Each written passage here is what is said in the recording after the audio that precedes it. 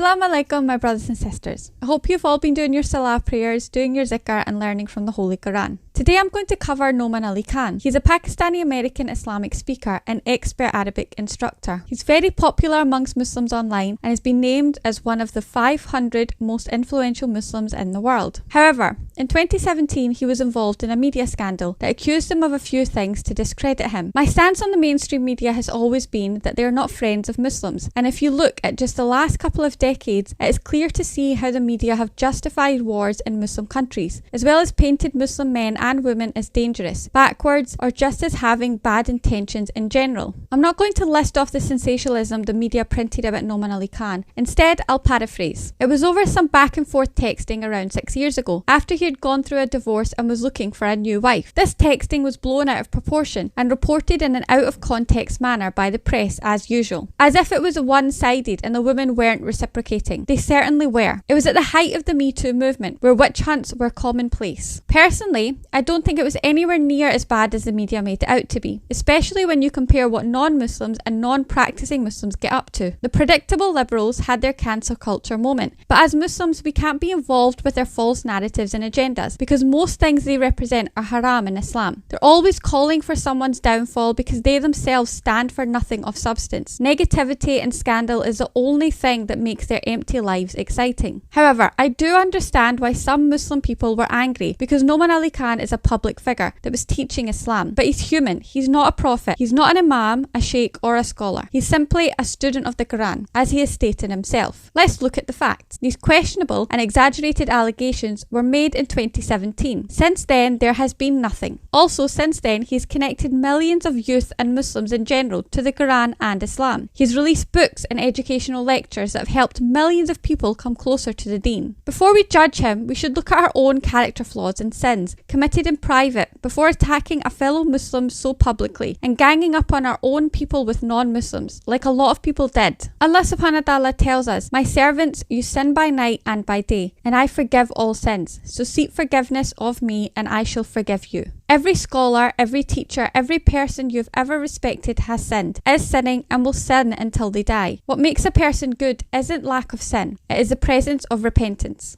This brother is not a bad person. He's a good Muslim, a good father and a decent man. People make mistakes, people change and people grow. I'm not even saying he did something wrong. I'm talking in general. Backbiting and slander is haram in Islam. The definition of slander is to speak lies about your fellow Muslim. The definition of backbiting includes anything that your brother or sister would not like you saying about them, even if it's true. As long as he is Muslim, he is our brother. Even if he has sinned, we are not his judge. Only Allah subhanahu wa ta'ala is. I support our brother Nouman Ali Khan 100% and wish him nothing but success, inshallah. May Allah subhanahu wa ta'ala protect us all and strengthen us as a community and unite us in our desire to please Allah. Please like, comment, share, subscribe and turn on notifications, as I'll be posting new content daily. Also, check out the description section for some freebies I have for you. Jazakallah.